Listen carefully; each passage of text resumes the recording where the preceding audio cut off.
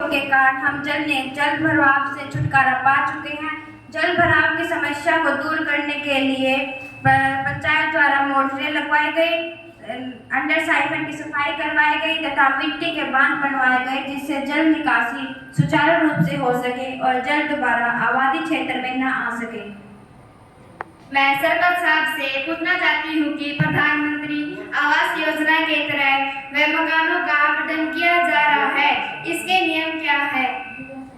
प्रधानमंत्री आवास योजना के तहत उसी व्यक्ति या उसी लाभार्थी को मकान दिया जा सकता है जो गरीबी रेखा से नीचे है या जिसके पास पक्का घर नहीं है।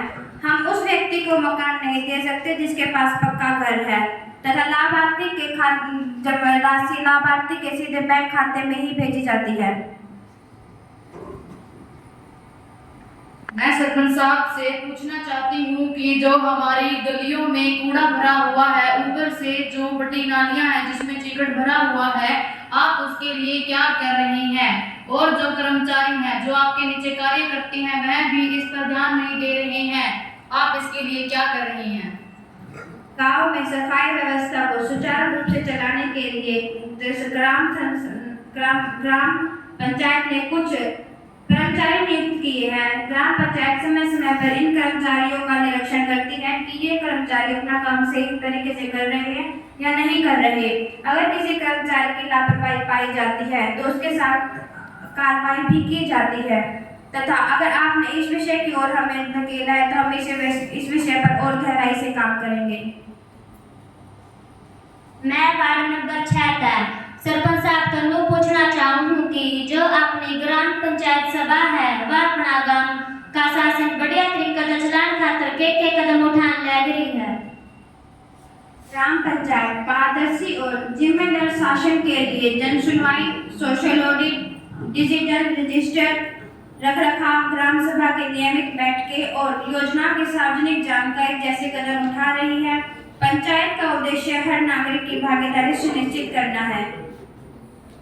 मैं वार्ड नंबर 7 से सरपंच साहब से पूछना चाहती हूँ कि बारिश एवं बाढ़ के कारण गांव में पीने के पानी की जो दिक्कत आ रही है उसके लिए आप क्या कर रहे हैं?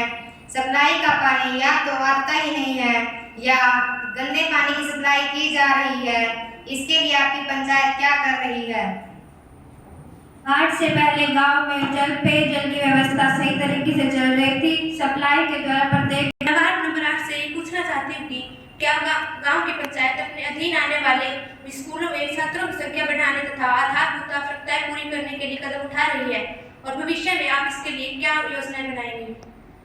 हाँ, ग्राम पंचायतें और सुविधाओं को बेहतर बनाने के लिए सुनिश्चित रूप से कार्य कर रही है। विद्यालयों में साफ सफाई, पेयजल, बिजली, शौचालय और खेलकूद सुविधाओं की सुधार किया गया है।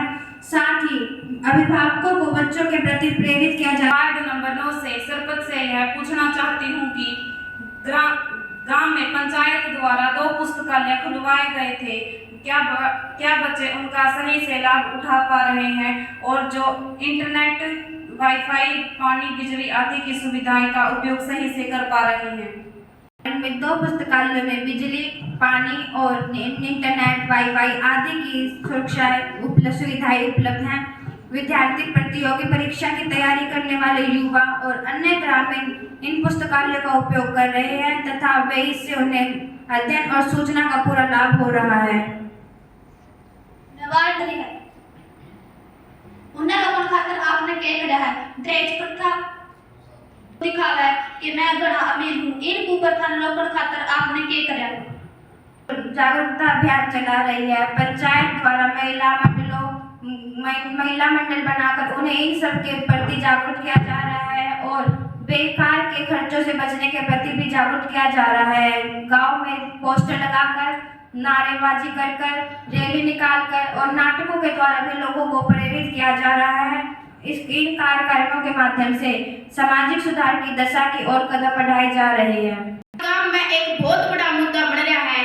गांव का एक छोटा सा बालक से लेकर बड़ा युवा नशा में पड़ रहा है। वे गंदी आदत सीख गए और घर की चोरी करने लग गए, लोगों से झूठ बोलने लग गए। उसके खातिर आपने क्या किया है? बिल्कुल सही है। आजकल ये नशे का मुद्दा सबसे अधिक प्रचलित है। इसके खिलाफ गांव में रातों को रैली निकाली गई है कि ये पता चले कि बच्चे कहाँ बैठकर नशा करते हैं। नशे के कारण बच्चे अपने जीवन को व्यर्थ कर रहे हैं, वे अपनी शिक्षा की ओर बिल्कुल भी ध्यान नहीं दे रहे हैं। हम इस मुद्दे के ऊपर ध्यान देंगे। आपने क्या किया जिसकी वजह से जानलेवा बीमारी फैल रही है? के कारण गाँव में मच्छर या बीमारियां फैलने लगी है। इसके लिए हम कैंप लगवाने की सोच रहे हैं। इसके लिए हम बात भी कर रहे हैं और गाँव में दवाई भी बांटी गई थी। सरपंच साहब, आप न्यू बताओ, जो सुने डांगर आंडा है गलियां में, ठंड में काबजे है,